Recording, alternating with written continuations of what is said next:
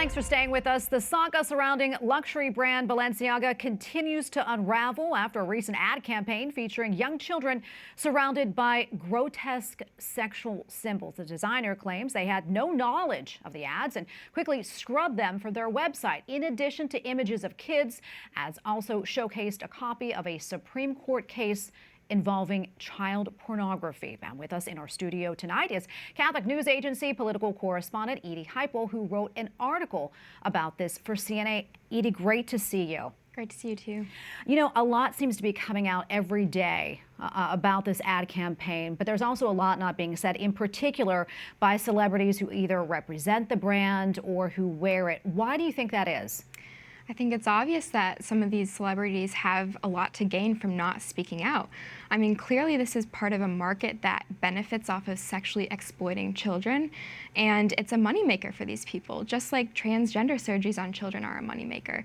So I think a lot of these people who are connected with this scandal are worried about speaking out and what that's going to cost them financially. Yeah, and I understand that Vice President Kamala Harris, her stepdaughter, is actually a model for this brand, for Balenciaga. Have we heard anything from Harris or the White House about these ads? Obviously not. I mean, you know just as well as I have that the media, really the mainstream media, and definitely our leaders of our nation in the top positions of power have really done nothing to talk about this story, to talk about how scandalizing it is.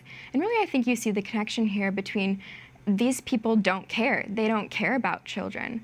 If they think it's fine to mutilate children's bodies, if they believe that abortion is a sacrament, and if an innocent child's life is really worth nothing to them, they're not going to talk about this. Yeah, and it's more than disturbing. Something else really, really disturbing. I mean, we talked about the sexually explicit images in the ads, but it's not just that. I mean, there are images that are satanic, that are demonic. There's one particular ad. There's a little boy, looks like he's in a playroom.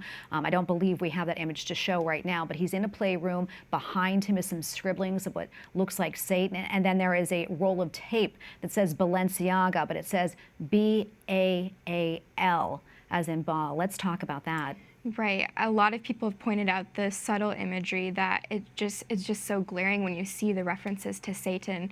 And honestly, I think it actually fits perfectly well, the connection with Satanism and satanic imagery with exploiting children. I mean, what could be a clearer connection than that? And so I think it's really, you know, shocking to see that in these images, but it really actually fits quite well when you see what's going on. Yeah, kind of hiding in plain sight for a lot of people to see. Yes. And it's not just the ads. Apparently, a lead stylist for Balenciaga, she has a really disturbing past as well, and probably present. Talk about what has been on her social media sites. Right. Well, their lead stylist, Volkova is her last name. In the past week, she's deleted over nearly hundreds of old Instagram pictures and made her Instagram completely private. And what you see, thanks to the work of people like Ollie London and others who've screenshotted these images and shared them, you see disturbing artwork of children who are beaten, tied up, just really things that we're not even really able to talk about on air because it's so horrific. So really, what Balenciaga has done is not just the photo shoot, but it extends way beyond that. It goes into their past and really the framework of who they are as a brand. And frankly, many of these top brands and people who are colluding to have such a disgusting agenda. Absolutely. We are almost out of time, but this is all kind of disturbing to talk about, but it's important to talk about as well. What can we do? What can we do about this? I mean, speaking out and holding people accountable, we saw this week, the same week that the scandal has gone on, the Washington Post put out an article praising a play about pedophilia. I saw that. You know, so we need to start drawing those connections, forcing that into the public, and really adults. It's on adults to fight for children, innocent children who are being used in this way. And there's no excuse from Democrats, from Republicans, from anybody in a position of power, any position less than that, frankly, to say something. Absolutely. And it seems like they're trying to mainstream this, almost make it normal, pedophilia. They are.